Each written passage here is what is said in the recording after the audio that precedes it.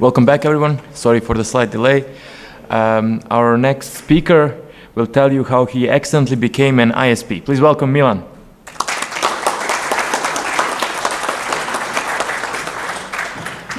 Thank you.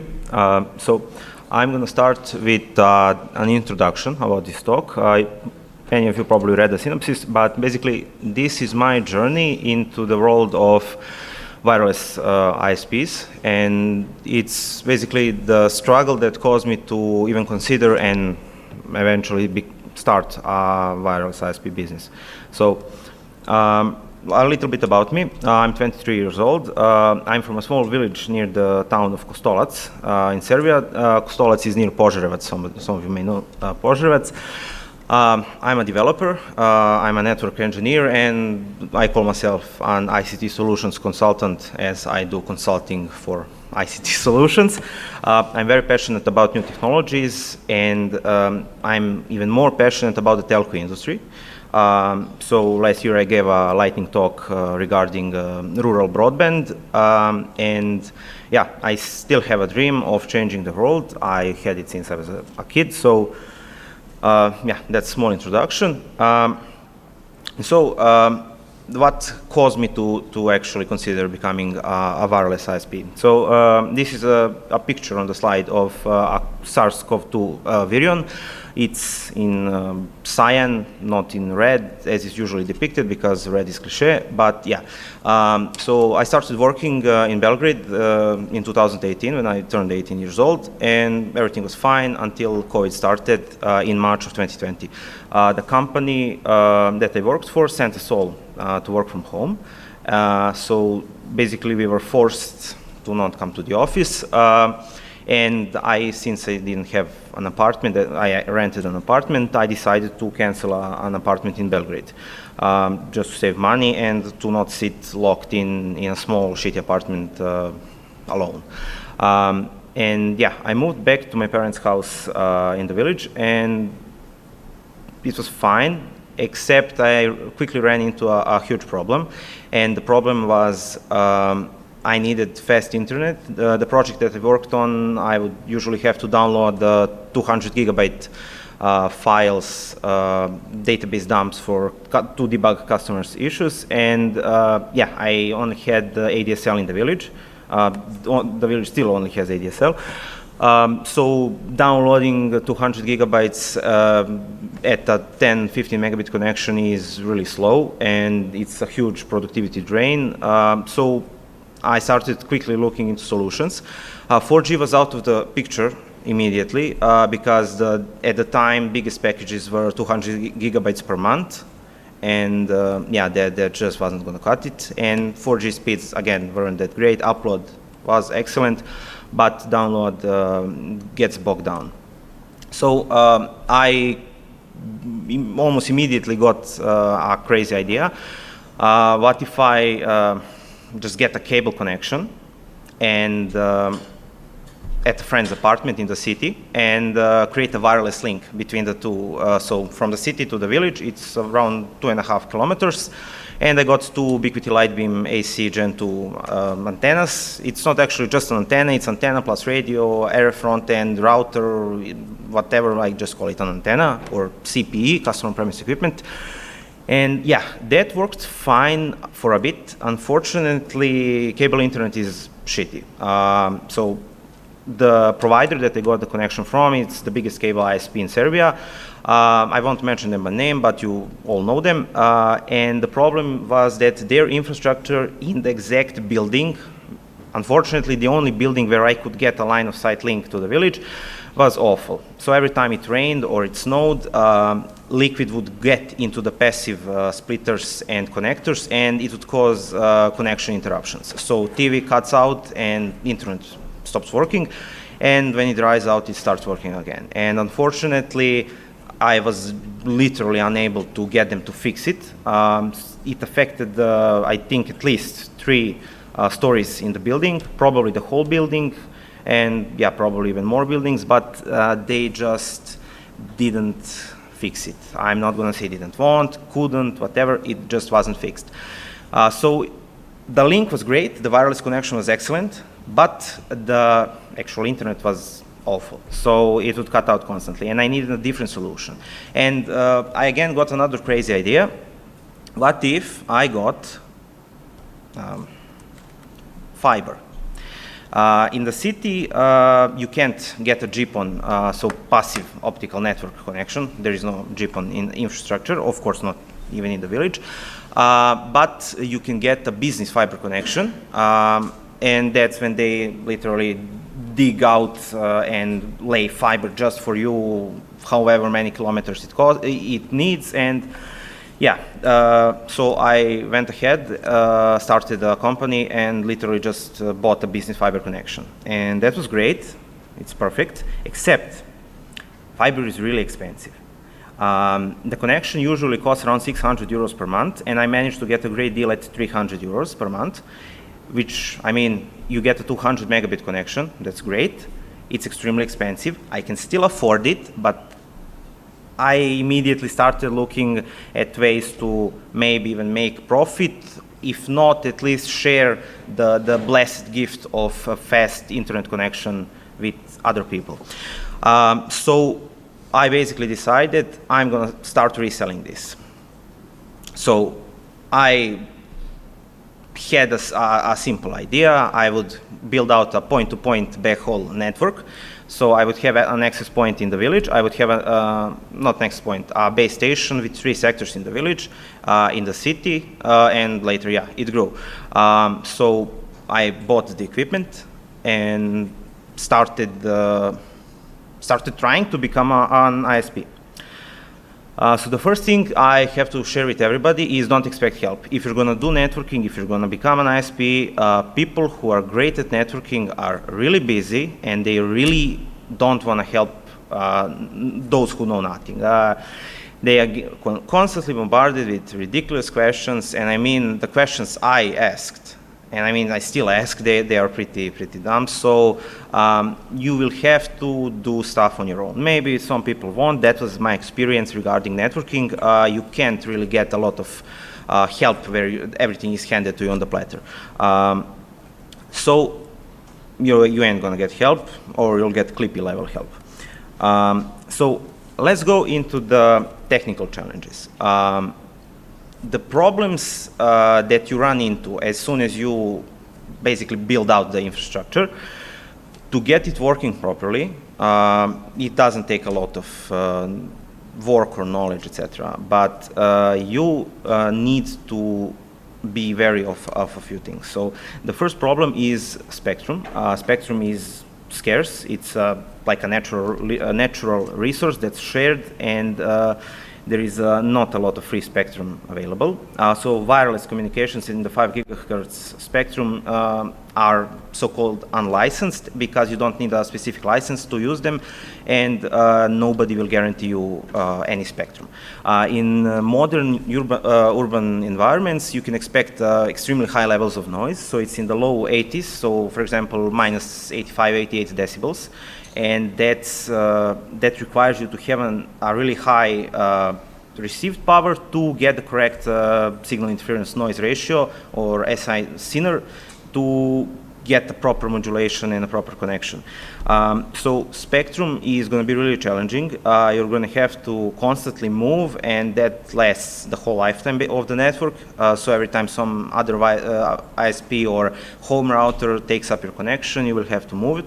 Unfortunately, automatic scanning doesn't really work well. So, and yeah, I'll also avoid DFS, dynamic frequency scanning, at all costs. So don't use the frequencies that are shared with weather radar, etc., as that will cause a small but noticeable interruption every time the base station detects interference or a weather radar and has to move. So just avoid them. So the second technical challenge is the location.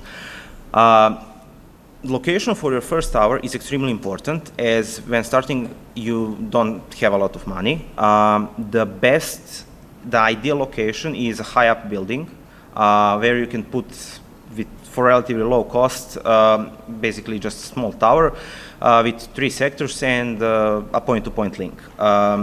Unfortunately, you can't cover even a small area with just one tower because of line of sight issues. Your customers will have buildings in front of you. They will have trees, they will have whatever, so you'll need at least a few towers. When starting up, you need to be very careful about choosing the location for the first one, and yeah, just buy the most expensive equipment you can afford for the actual tower. So the next challenge is yeah, the network design. This is a visualization of my network. So the blue dots are the base stations, and the green or red dots are customers. So the network is pretty small currently. It has only 42 customers, and it's split in 3 layer 2 domains. The reason for that is that every point of presence or base station needs backup internet access. So it was just simpler to use DHCP and split them up into different segments. So the traffic usually flows from the main location, which is in the lower left, that's in the village, through wireless links. But in case the link breaks, or if, for example, the fiber were to break, the network will reorganize. I mean, it's MikroTik with NetWatch, but it will reorganize to use whatever available uplink to the internet. And all customer premise equipment, all the antennas are in bridge mode, and the routers are the demarcation point. So it's really simple network design. I didn't use PPPoE. It's probably going to be done in the future, but the routers that I give out to customers are just really cheap, and yeah, I don't want to bog them down with encapsulation. So the next technical challenge is actually obeying the law. So RATEL is the Serbian regulatory agency for telecommunications and postal exchange. In general, it's pretty easy. You need to be registered as a company. You then need to submit a form of around 10 papers where you fill out the details, tell them about your network, tell them about your customers, expected customer base, etc. And yeah, they will just stamp it and tell you, yeah, you're now a provider. You have just a few things to worry about. First of all, worry about the frequencies you use, worry about the EERP, so effective isotropic irradiated power. So don't set your antennas to the max. Respect the legal limits. It depends on the frequency that you're using, and yeah, they have a pretty good rule book about it. The second, a bit more problematic, is about you have to keep track of who is doing what, who of your customers is doing something nasty on the network. So the way I and most ISPs do that is you use deterministic CGNet. So CGNet, carrier grade net, and deterministic here basically means every customer will get allocated a fixed set of outgoing ports. And when you get a court order to tell them who from your public IP that you give out to all customers, or a range of IPs, doesn't matter, and a specific port at a specific time did something nasty, and you can just look at the table and know I always give out these 1024 ports to these customers, so it was him. So deterministic CGNet saves resources. You don't have to log connections, you don't have to log outgoing traffic, etc. And another requirement is lawful interception of traffic. So if you get a court order that you have to intercept traffic, with MikroTik it's pretty easy. You can just mirror.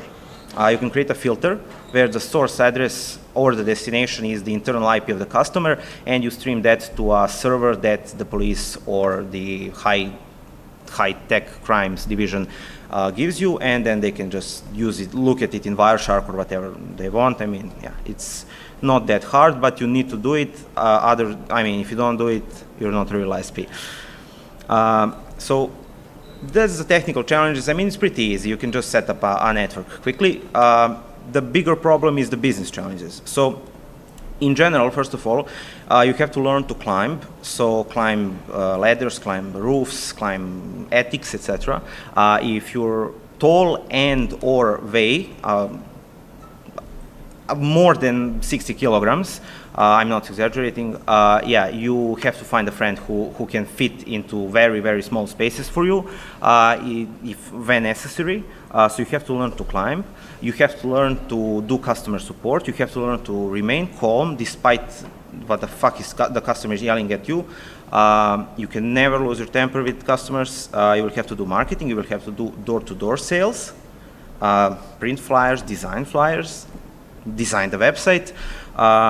So yeah, and the biggest problem is of course money. So building out any kind of network requires a huge upfront investment, especially if you're like if you don't have investors, if you didn't take out credit, you're just using your pocket change to build out a network. So by my calculations, doing the network properly, which includes buying proper base stations, not shitty knockoff ones or used ones from Hungary or something, you will need around 3,600 euros to build out a base station and the point-to-point link. And that's in general a lot of money, especially given how long it takes to get it back. You need to purchase equipment. So if you're starting out, always have at least 20 kits for a new customer at stock. And when the number starts going down by 10, get another 10. So the kit for a customer is usually the antenna itself. So it's usually a Ubiquiti, non-station loco, or air grid or light beam, etc. And a router, a cable, or whatever. Yeah. So you need 20 kits. That's a good number to have, as you can have quickly like 5-10 installations in a few days and then nothing. So that's one of the business problems.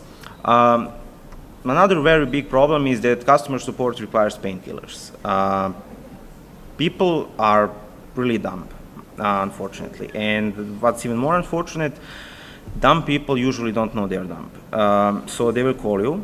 And if it's a nice old person, nice old guy, a nice old lady who has problems contacting their grandchildren on Viber or something because they don't know how to connect to Wi-Fi, that's fine. They don't know technology, but they're not dumb. If it's somebody who starts the call screaming, it doesn't matter how good with technology they are dumb. And the best advice I can give, other than learn to remain calm whenever on a call, is get rid of problematic customers ASAP. They are not worth it, and they cost extremely much. Even huge telcos do it. So huge telcos have blacklists of customers who don't necessarily need to owe them anything. They can just be like problematic. And there are cases, I mean, even in Serbia, where people got cheap fiber connections, GPON, and used it for Chia mining, and yeah, they just got blacklisted because they were utilizing the whole node for just one customer 24/7 and paying like 10 euros for a 5 gigabit download and 2.5 gigabit upstream connection. Yeah, that's not sustainable. Other advice I can give you, never give out your personal number, personal info. Always have a business phone. Even better if you can set up a call center. I set up a call center with free PBX, very simple. Used basically a virtual mobile provider here in Serbia. They have a VoIP app. You can man the middle of the traffic, get the SIP parameters, and put it into free PBX. And whenever somebody calls your mobile number, actually it will over SIP ring the call center. And then if it's working hours, it will forward the call to your personal mobile number. Yeah. Locations are expensive. That's another business problem. You should never, or if possible, almost never pay to rent a location.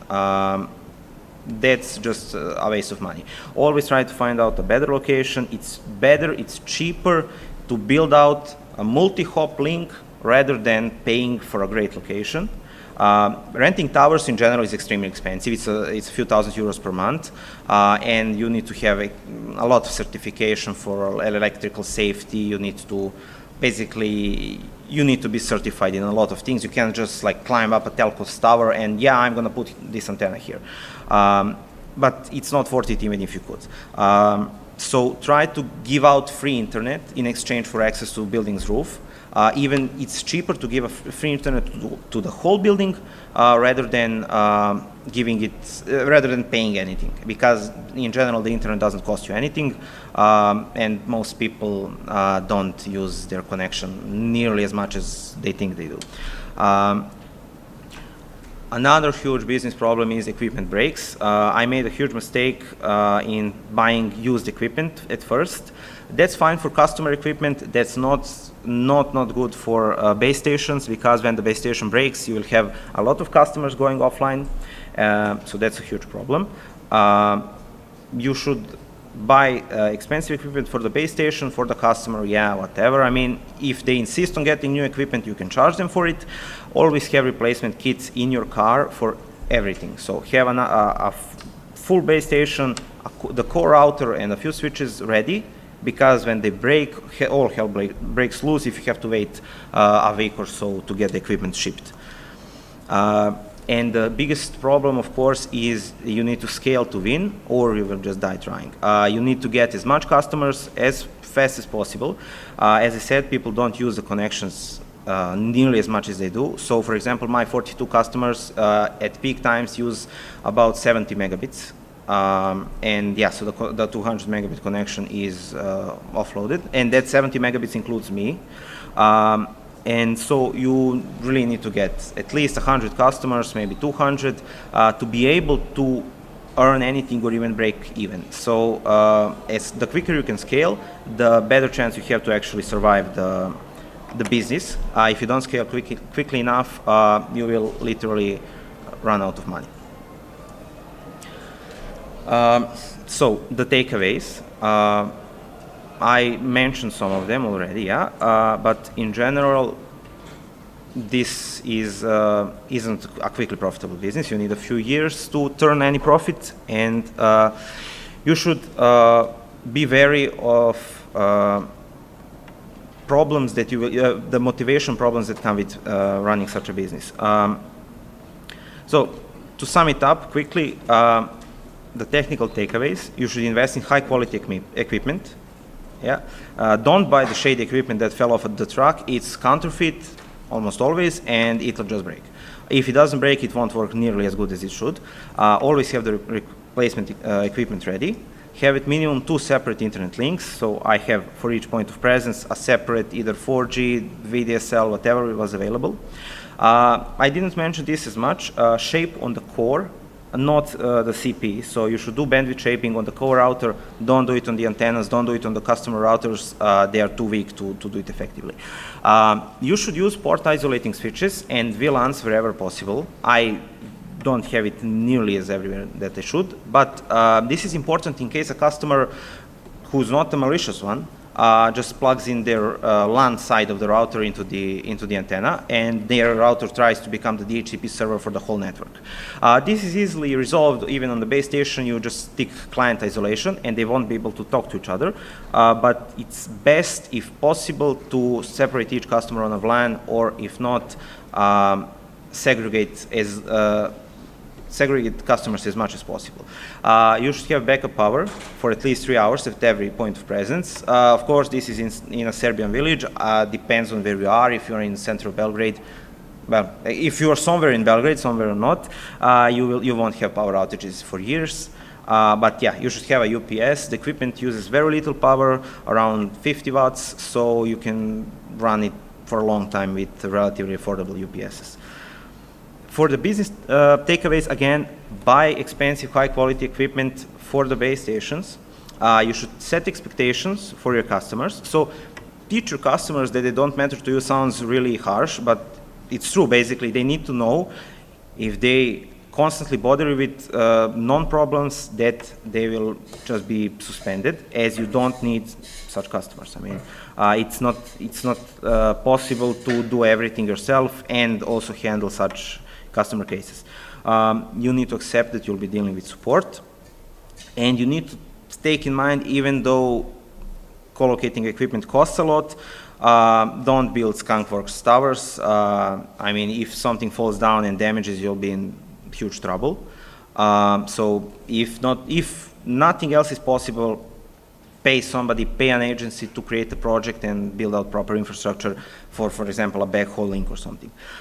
And you should invest a lot in marketing. Marketing is much more important than the technical state of your network, and you really, really, really, really need to spend a lot of money for marketing. Customer acquisition costs are high, but customers in general, once they come to you, they won't want to move away. That's the reason that marketing is so important and that customer acquisition costs are so high. So the question sets itself, would I do it again? Yes, I would, absolutely. I'm not doing this for profit. I'm doing this as it's my hobby, and I really like doing networking, even more wireless networking. And I mean, I'm giving this talk to make myself feel better after every long day at work, and then after work at 5, I get in the car and I drive wherever something broke, and then I go on the roof and I sweat in scorching heat, or I almost freeze to death, and yeah, I come home at like 11 p.m. and at least I did something, at least I fixed something. I can see on the graphs the traffic is going and customers are using it. So yeah, I would definitely do it again. Would I do it the same? Absolutely not. As I said, I didn't make a lot of mistakes, as I did think it's true, but buy expensive equipment. Where possible, if you really don't know something and can't learn, hire somebody to do it. You have to balance it, of course, with the actual risk of bankruptcy if you hire some consultancy. Yeah, but my biggest mistakes are cheap equipment and trying to do everything by myself and failing. I don't have any catastrophic stories to share, fortunately or unfortunately for the audience. So in general, yeah, those are the takeaways. And my further steps in this journey are to scale to first 100 customers, then 200, and improve the network along the way. So we'll see how it goes. I literally don't think too much into the future. Nobody knows what will happen tomorrow. But yeah, I need a lot of customers. So the next steps are basically marketing. Yeah, so this is the end. The slides are available. Yeah, we're almost out of time. The slides are available at the link. And yeah, that's my website, and see you at the party. Yeah, you can just wait for the mic. Or, yeah. Thank you.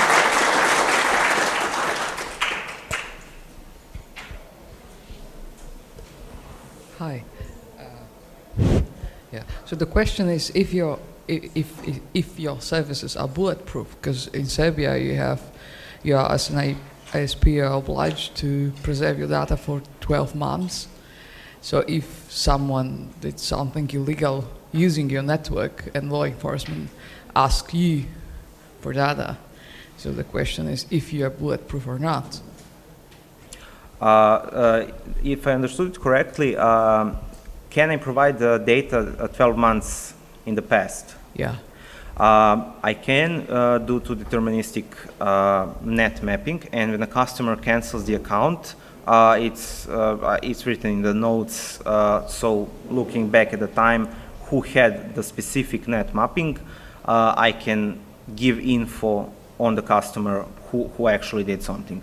So I can point to who it is, but I do not record nor have the resources to record the actual metadata. But you have to, because you're obliged as an ISP. That's a serious legal issue that you have to consider. Yeah. As far as I and legal people I have talked to, I don't have to store the metadata, at least not under, it could be maybe different for ISPs based on the number of customers, but I need to have the ability to intercept traffic and to have the basically ability to identify a specific user on the network based on the public IP and the outgoing port. But storing the actual net flow data, I mean, or even the metadata. It's always a cost. Sorry? It's always a cost for you and a lot of technical issues. So have you received any inquiry from law enforcement? No. Not yet. And I hope I won't. Hopefully. Good luck. Thank you.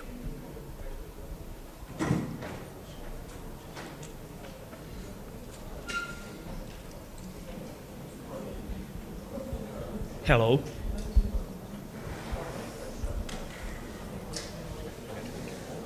Hello. My question is from your point of view, from the networking point of view, and also from the point of view of economics. How smart would it be to one day buy your competitor's network and incorporate it in your own? Thank you. I think it would rather happen the other way around. To be honest, I have no idea. Given the design, the state of the network right now, there is nothing to integrate into. This is a really, really simple SOHO network that works. When it stops working, I'll upgrade it, of course. But yeah, it's more probable when or if I get bored that the biggest wireless ISP in Serbia would acquire me. Yeah. Thank you. Hello. You said that you use CGNet, so I'm wondering how many public IP addresses do you actually own, and what's the ratio of customers to one public IP address? Yeah, it's 4 addresses, and the ratio is currently, so only 2 are in use, so it's 20 customers per IP. Okay, thank you.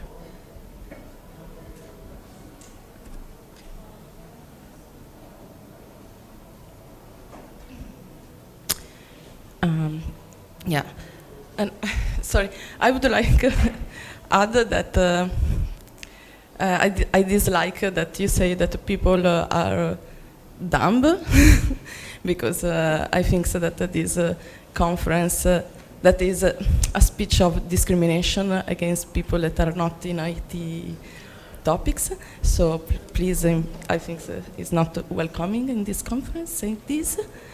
Yeah, and my question is how do you contribute and which software do you use in free software or open source? So how you improve the world of sharing, collaboration and free culture? Yeah, so first of all, just to, regarding the first comment, yeah, I think I explicitly mentioned people who don't know, I don't call them dumb. People who just pick up the phone and start yelling and cursing, yeah, they're dumb. So I wouldn't necessarily call it discriminatory as its behavior and not a characteristic of personality or any other like type of characteristic. So it's a wrong choice of word, yes.